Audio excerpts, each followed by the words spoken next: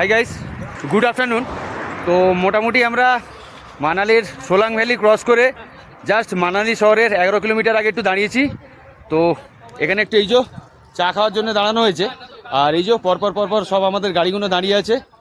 এই যে এটা হচ্ছে আমার গাড়ি, এটা রঞ্জনদার গাড়ি, এটা আজাদ দাদের গাড়ি, আর এটা আসিফের গাড়ি।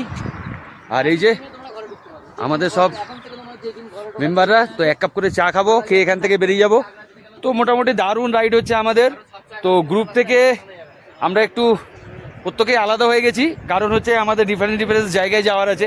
আমি যেরকম আজমির শরীফ যাব, আমি আর আসিফ। তো কিছু জনের রাম মন্দিরও দেখার আছে, আর কিছুজন মানালি ঘুরে দেখবে বলে তারাও দাঁড়িয়ে যাবে এখানে। তো যার জন্যে আমরা মোটামুটি এখান থেকে অনেকটাই আলাদা হয়ে যাব। 30 জনের ব্যাচ ছিল, আপাতত আমরা এখানে 7 জন আছি। তো 6টা গাড়ি আর একটাতে প্লিয়ানে আছে, তো কাপলস আছে।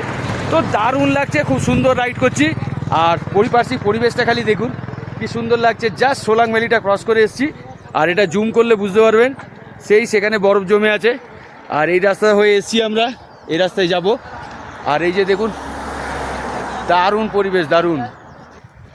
তো এক কাপ করে চা খাবো, খেয়ে আর বেরিয়ে যাবো। তাহলে চলুন।